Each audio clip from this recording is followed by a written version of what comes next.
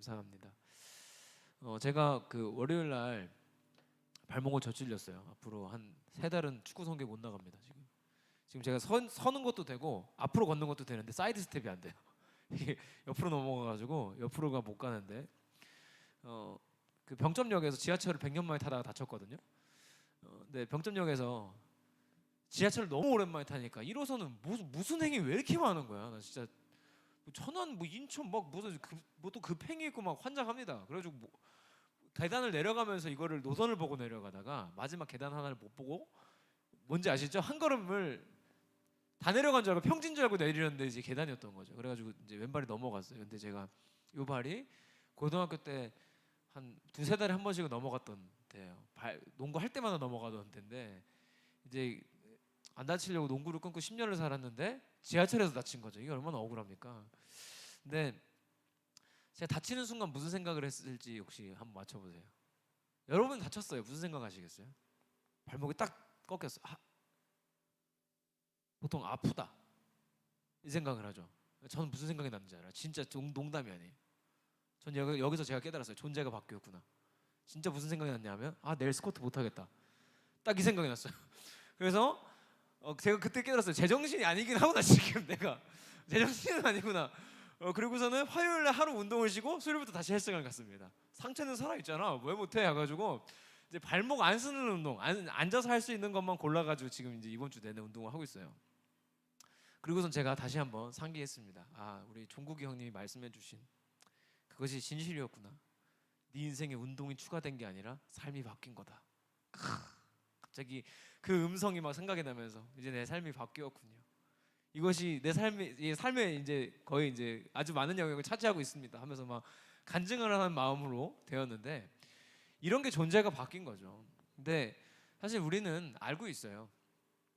우리 인생에 하나님은 추가되는 게 아니라 존재가 바뀌는 거거든요. 할렐루야. 우리는 이걸 알고 있습니다. 모르지 않아요. 모르지 않는데 그것이 얼마나 큰 건지를 잘 몰라요. 우리의 존재가 바뀐 건 알지만 내가 하나님의 자녀가 되었다는 사실이 내 삶을 얼마나 크게 바꾸는지를 몰라요. 그래서 삶에 적용을 못하는 청년들을 많이 보는데 오늘 말씀 이후에 조금 도움이 되시기를 간절히 소망합니다. 제가 이제 저희 개인적인 부부 얘기입니다만 저희 와이프는 ENFJ, 저는 NTP입니다. 제정신이 아닌 사람 중에 하나죠. ENTP인데 제가 지금까지도 정말 이해 안 되는 게 있어요. 그게 뭐냐면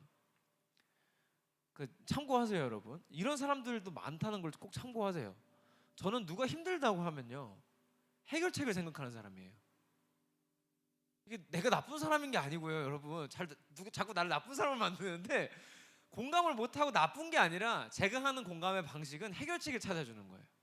이 문제를 어떻게 해결해 줄까? 근데 저 같은 사람한테 해결할 수 없는 문제를 던져주면 저는 좌절하고 절망합니다. 예를 들어서 저희 집에 이제 조그만 사람이 둘이가 있잖아요. 조그만 사람이 둘이가 이제 걸어 다니는데 조그만 사람 둘 때문에 이 여자가 힘들다는 거죠. 저기 위에 있네. 어떡하지? 웃는 거 보니까 들리는 것 같은데 지금? 왜 저기 있지? 큰일 났네. 어떡하지? 자, 여기까지만 할까요? 조용히 하겠습니다. 자, 아니야 위험한 얘기는 아니기 때문에 쬐그만 사람 둘이 있고 이제 큰 사람 하나가 있잖아요. 근데 이 큰 사람이 쬐그만 사람들 때문에 힘들대요. 난 이걸 어떻게 해결해 줍니까? 방법이 없잖아요. 그러면 방법은 이제 내가 다 그만두고 애를 보는 수밖에 없어요. 뭐 안 되잖아요. 그럼 어떻게? 애를 없애? 안 되잖아요. 그러니까 나는 환장하는 거야. 애들 때문에 힘들어. 그러면 어떻게 해결하지? 해결책이 없는데 이건 어떡하지? 저는 그런 사람이에요. 근데 최근에 이제 관계가 좀 개선이 많이 됐어요. 이 부분이 제가 너무 힘들었고 반대로 저쪽에서는 공감을 못하는 저 때문에 힘들었고 근데 이 부분을 가지고 이제 저희가 심층적인 대화도 하고 하면서 저한테 그러는 거예요. 그냥 다 필요 없고 그냥 안아주면 된대요. 전 그게 도무지 이해가 안 되는 거예요.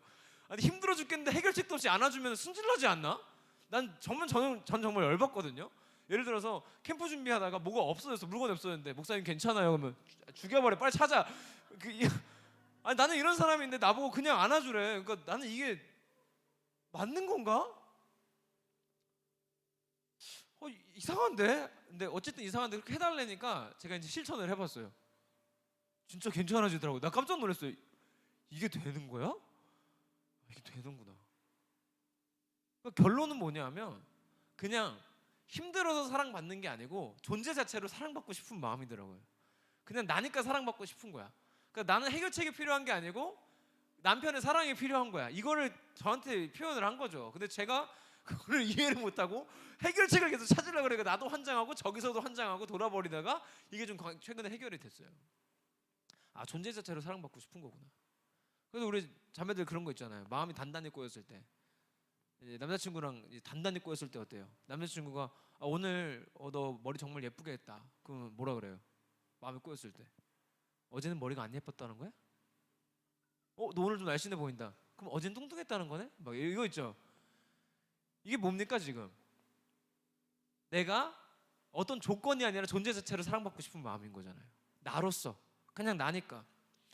그 무슨 프로그램인지도 모르겠는데 그 무슨 요즘에 뭐 연애 이렇게 시키는 프로그램 왜 이렇게 많아요? 무슨 프로그램인지도 모르겠어요. 유튜브 쇼츠에서 한번 나와가지고 지나가다 봤는데 어떤 여자분이 남자분이랑 이제 그 고깃집 데이트 코스였나 봐요. 근데 남자분이 뭐 나한테 궁금한 거 없었어요? 그러니까 여자분이 그러는 거예요.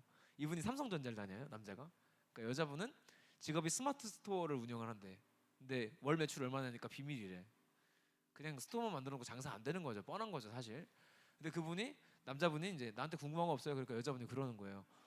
보너스는 얼마나 받아요? 남자분이 얘기해 줬어요? 그랬더니 그거 말고 나에 대해 궁금한 거 없어요? 그게 궁금한 거였어요. 라고 여자분이 말하시는 거예요. 댓글에서 아주 신나게 싸대기를 받고 있습니다. 이유는 뭐예요?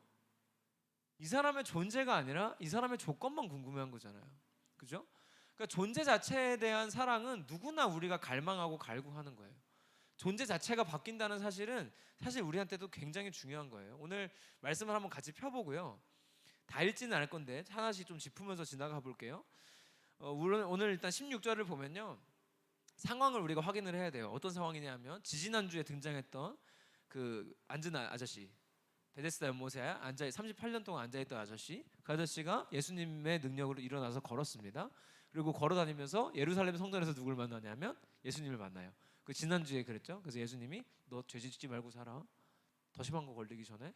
그랬는데 이게 예수님의 정죄가 아니라 제가 뭐라 그랬냐면 죄는 하나님과 멀어지는 것, 하나님과 관계가 없는 것이다. 그래서 하나님과 친하게 지내, 하나님과 가까워져라 라는 말이었다라는 걸 지난주에 나눴고, 그리고 나서 이제 15절에 보면 지나갔지만 그 사람이 예수인 걸 알게 돼요. 이 사람이. 그리고 나서 유대인들이 예수님을 찾으러 다닙니다. 이유는 뭐냐면 16절 보면 아시겠지만 안식일에 사람을 고쳤다는 이유로. 여기서 나온 유대인을 우린 전에도 본 적이 있습니다. 누굴까요? 대표적인 사람 니고데모, 바리새인입니다. 그러니까 종교 지도자죠.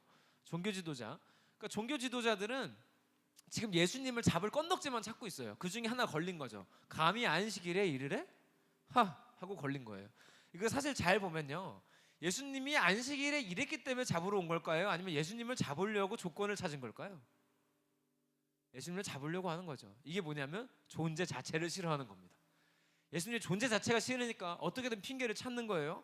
핑계를 찾아서 예수님을 잡으려고 했는데 17절에서 예수님이 멋진 말씀하시죠. 이건 한번 읽어볼게요. 시작.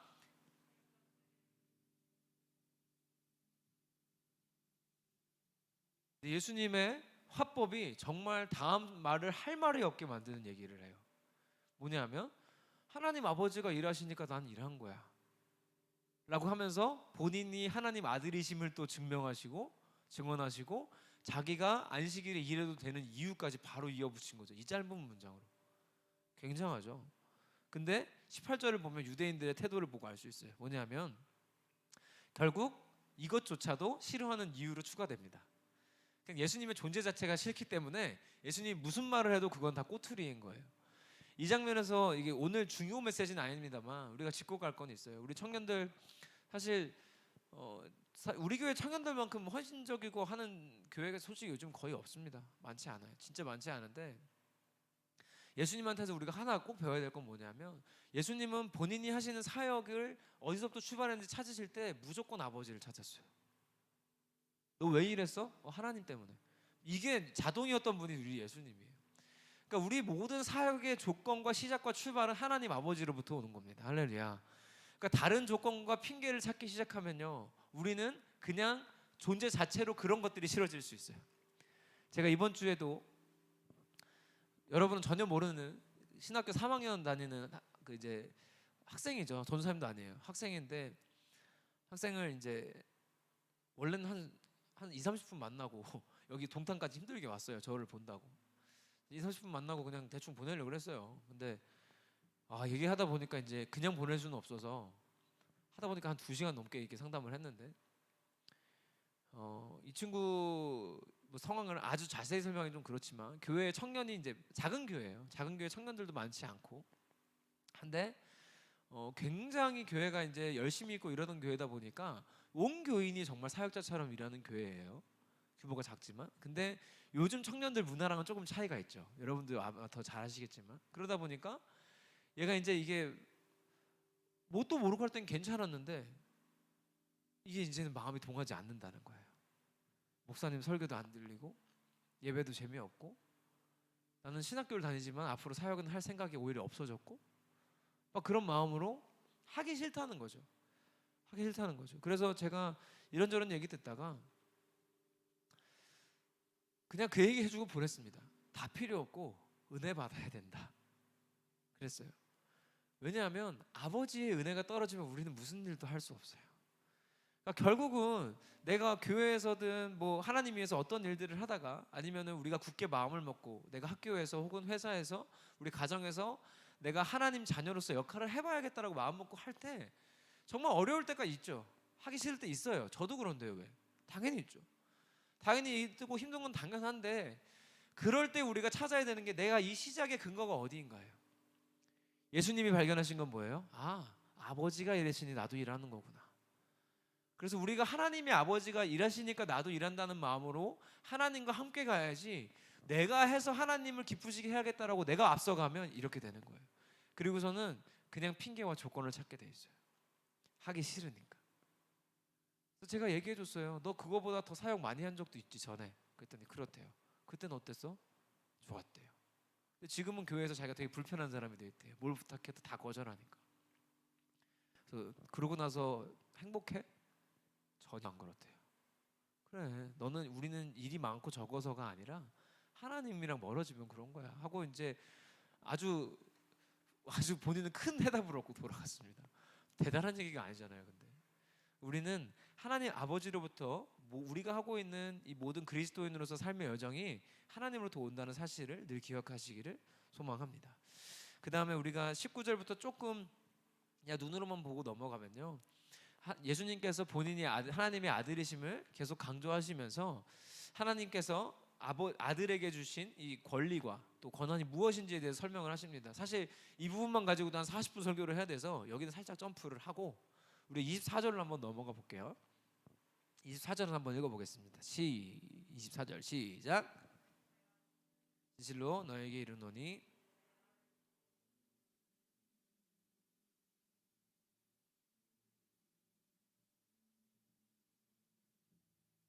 다음 주에 심판에 대한 이야기를 자세히 다룰 건데요. 오늘 여기서 중요한 건 우리가 사망에서 생명으로 옮겨졌다는 사실입니다. 여러분 이 사실이 믿어지십니까? 근데 이게 사망에서 생명으로 옮겼다는 게 그냥 추상적이고 어려운 표현 같지만 사실 이것만큼 우리 삶에 중요하고 꼭 적용해야 될 말씀도 없어요. 사망에서 생명을 옮겼다는 건 되게 간단해요. 우리가 하나님 자녀 됐다는 거예요. 사실 너무 쉽죠. 사망은 뭐냐면 이 땅에 살아있지만 죽은 것처럼 사는 걸 사망이라 그러는 거예요. 죄의 삭은 사망이니까. 죄는 뭐라고요? 하나님 떠난 거. 하나님 떠난 사람은 사망으로 가는 거예요. 그리고 생명은 뭐냐면 예수 믿는 사람은 생명길로 가는 겁니다. 나의 길 오직 그가 아시나니 주가 보이신 생명의 길. 그 길로 가는 게 예수 믿는 사람들, 하나님 자녀들이 생명의 길로 가는 것. 이거 너무너무 당연한 거죠. 근데 우리가 아까 얘기했지만 뭘 모르냐면 우리의 존재 자체가 사망으로 가던 존재가 생명으로 가는 존재로 바뀌었을 때 뭐가 좋은지를 몰라요. 그래서 못 써먹어요. 제가 오늘 말씀드릴게요. 정말 우리의 존재 자체가 바뀌었다는 사실이 우리의 인생을 어떻게 바꾸는지를 여러분 삶에서도 경험되시길 바라요. 예를 들면 내 회사 생활이, 내가 다니는 직장 생활이 내 삶의 전부인 사람들, 이런 사람들은 사망 권세에 있는 거예요. 그런데 하나님 뜻대로 사는 것, 하나님 자녀로 사는 것이 내 삶의 전부인 사람들은 생명 가운데 사는 거예요. 자, 그러면 둘의 차이를 봅시다. 내가 직장 생활이 내 삶의 목표요, 이유요, 삶의 모든 것인 사람은요, 직장 때문에 죽을 위기에 처하고 힘들 겁니다. 예를 들면 일 중독이 될 수도 있어요. 정말 제가 안타까운 것 중에 하나가, 사람들이 게임 중독 이런 거는요 무슨 병처럼 다루고 연구하고요, 어떤 사람이 살인을 저질렀다 그러면 게임이 다 그렇게 만들었다 그러고 막 그래요. 근데 게임 중독만큼 무서운 게 여러분 일 중독이에요. 일 중독. 이거 지금 직장 생활 하시는 분들 중에도 알 거예요. 회사에 한두 명씩은 다 있어요, 일 중독인 사람들. 이거 일 오타쿠죠. 일 오타쿠. 그 뭐 워커홀릭 이런 말은 너무 멋있는 말이고, 그냥 오타쿠죠. 일이 내 삶의 전부요, 이것이 나의 스트레스 해소제고 막 이런 사람들이 있어. 근데 하면서 스트레스를 받지만 그렇게 안 하면 더 죽을 것 같은 막 이상한 사람들이 있어요. 근데 그런 일 중독인 사람들은 그런 이유가 여러 가지 있겠지만, 만약에 내가 이 직장에서 잘 버티고 승진해서 살아가는 것이 내 행복의 근원이라고 생각하는 사람들은 그것에 목숨을 걸겠죠. 그리고서는 보고서를 냈어. 근데 부장님한테 빠꾸를 먹거나 지적을 당했을 때 그 마음은 어떨까요? 마음 찢어집니다. 혹시나 높은 분이 조금 화가 나가지고 좀 무례하게 화를 내거나 지적을 하거나 하면 마음이 더 상합니다. 그러다가 직장에서, 내가 생명처럼 일하는 직장에서 내 존재를 확인받지 못하고 내가 얼마나 열심히 일하는지 알아주는 사람이 없다는 걸 깨달았을 때 좌절과 절망이 찾아옵니다. 그런 사람들은 일 때문에 어디로 가냐면 사망으로 가는 거예요. 결국은 그런 사람들 둘 중에 하나로 가는 거죠. 남 탓하거나 내 탓하거나. 남 탓하면 다른 사람을 괴롭히는 거고요, 내 탓하면 자살하러 가는 거예요. 진짜예요. 그러니까 이게 아주 극단적인 예인 것 같지만 아주 흔한 일입니다. 우리가 꼭 알아야 되는 게 있어요. 이 사망 권세를 다스리는 사탄이란 존재도요, 전략적이고 똑똑합니다. 그래서 우리한테 자꾸 심어요. 뭐를? 그렇게만 되면 될 거야. 이 메시지 계속 심어요. 예를 들어 볼게요. 사업이 내 삶의 전부인 사람한테는 사탄이 어떻게 역사하냐면 이렇게 해요. 생계가 어려운 사람이 기도를 해요, 하나님께. 하나님, 저에게 길을 열어주세요. 하나님, 열어주세요. 근데 갑자기 막 자금이 조달이 되고 막 아이디어가 떠올라 사업을 시작해요. 식당을 했어요. 근데 식당이 대박이 났어요. 먹방 유튜버가 입 짧은 햇님이 와가지고 한번 먹었는데 그게 200만을 찍어서 조회수가. 그래가지고 우리 식당에 갑자기 다음 날부터 줄을 서요. 대기표를 나눠주고 장사가 잘 돼. 하루 매출이 1,000만 원이야. 그러고 보니까 와, 금요일까지 평일은 1,000만 원인데 토요일은 1,500이야. 와, 대박인데? 그럼 만약에 주일에 장사하면 어떻게 될까? 야, 주일까지 하면 대박이겠는데? 해서 예배 시간만 빼고 주일 장사를 시작합니다. 그래서 예배 시간을 예배를 드리고서는 주일 장사를 가려고 보니 바빠. 9시 예배를 드려도 점심 장사가 어려워. 그러니까 예배를 빠지기 시작하죠. 그러고 나서 보니까 나는 매일 새벽 기도하는 사람이었는데 장사를 해야 돼. 그러고 보니까 점심 장사를 하려면은 조금 체력이 필요한데 새벽 기도하니까 너무 피곤해. 이거 쉽니다. 장사 끝나고 수요 저녁 예배 가려고 그러니까 피곤해요. 안 가요. 금요일 쉬면 힘들어서 못 가요. 토요일 장사는 더 힘드니까. 그러고 보니까 내 삶에 하나님이 사라지는 거예요. 사탄의 방법은 이거예요. 망하게 하는 게 아니라 잘 되게 하는 것도 있어요. 하나님께로만 멀어지게 하는 거예요. 사망 권세에 있는 거는요, 무조건 일이 안 된다는 게 아니에요. 일이 잘 될 수도 있는데요, 하나님께로부터만 멀어지는 거예요. 그래서 결국은 그것이 우리를 죽음으로 이끌어 갑니다. 사탄은 그렇게 한 다음에 어떻게 하는지 아세요? 그 다음에 사업이 빵꾸가 나요. 그럼 이 사람은 하나님도 잃었고요, 내 삶의 전부였던 사업이 사라지면 어디로 갈지 모르는 거예요. 이게 사탄이 지금 현재 이 시점에도 분명히 일하고 있는 방법이요, 여러분에게도 언젠가는 어떻게든 찾아올 수 있는 일들입니다. 제가 아는 어떤 아이는요, 공부를 잘해요. 전교 1등급으로 해요. 서울대를 가고도 남는 애예요. 근데 얘는 사수를 해요. 사수를 하고 서울에 있는 4년제 학교를 겨우 갔어요. 서울에 있는 4년제가 못하다는 게 아니라 이 아이는 서울대를 가고도 남는 애인데 그거밖에 못 갔어요. 이유는 뭐냐면 시험을 3번 보는 동안, 마지막 4번째까지 3번 보는 동안 수능 보는 중간에 설사가 터져서 시험 도중에 나갔어요. 3번을. 그 네 번째에 드디어 안 터졌는데 불안함이 있는 거죠. 그래서 시험을 실력대로 못 봐요. 결국은 그게 실력이죠. 근데 이 아이가 긴장하는 이유는 하나밖에 없어요. 평소에 모의고사 보고 중간고사, 기말고사 하나도 안 떨어요. 근데 수능은 왜 떨까요? 내 인생의 전부인 거예요. 내 인생이 여기에 걸린 것 같아요. 이 시험지가 내 삶을 바꾸고 이 시험지가 내 모든 걸 결정할 것 같아요. 그러니까 바들바들 떨려요. 먹은 게 소화가 안 되고 다 탈이 나요. 결국은 친구들이 대학을 졸업반이 됐을 때 이 친구는 대학을 들어갑니다. 이 친구가 뭘 못했나요? 열심히 안 했나요? 그게 아니죠. 내 삶을 바꾸는 것이 하나님이 아니라 다른 존재가 되면 이게 사망 권세에 있는 거예요. 생명 권세에 있는 거는 하나님이 내 삶을 바꾸시는 분이다. 하나님과 가까워져야겠다. 이게 생명 권세로 가는 길입니다. 할렐루야. 그래서 우리는 존재 자체가 바뀐 거예요. 앞서 말씀드린 것처럼 우리 존재, 나라는 사람한테 하나님이 저 구석에 추가된 것이 아니라 존재 자체가 바뀐 겁니다. 우리는 이제 사망 가운데 사는 것이 아니라 생명 가운데 사는 거예요. 그럼 우린 뭘 선택할까요? 사망이 아니라 생명을 선택하는 거죠. 회사를 가지만 나는 이 회사가 내 삶의 목적과 이유와 전부가 아니에요. 내가 가는 이유는 하나님이 나를 통해서 이 회사에서 하실 일이 있어요. 그래서 나는 하나님의 일을 하러 가요. 힘들고 어렵습니다. 그런데 확실한 건 나는 생명을 택하고 있기 때문에 하나님이 그 안에서 하시는 일들을 가끔 발견해요. 그리고 그때마다 큰 감사와 경배가 나와요. 거기서 너무 큰 위로와 행복이 와요. 그걸로 충분해요. 내가 대학을 다녀도 똑같아요. 학점이 안 나오면 괴롭고 잘 나오면 행복한 게 아니에요. 하나님이 이 학교에 나를 보내신 이유가 있고 내가 이 학교에서 해야 될 일이 있다는 걸 발견하고 그 하시는 일들을 내가 내 눈앞에서 하나님의 역사를 발견했을 때 얼마나 가슴 벅찰까. 이것이 생명 권세에 있는 사람들의 놀라운 특권이죠. 세상에 줄 수 없는 평안과 행복은 이런 데서 오는 겁니다. 우리 생명성교 청년들, 저도 그렇고요. 우리가 함께 그런 선택을 했으면 좋겠어요. 우리는 존재가 바뀐 거예요. 사망에서 생명으로, 죄인에서 하나님의 자녀로. 우리는 이 변화된 존재를 가지고 또 세상으로 나아갈 겁니다. 내일 월요일부터 또 나아가서 한 주간을 사망이 아니라 생명 가운데 살다가 또 돌아올 것입니다. 우린 또 그렇게 한 주간 승리할 것입니다. 눈 감아 보실까요?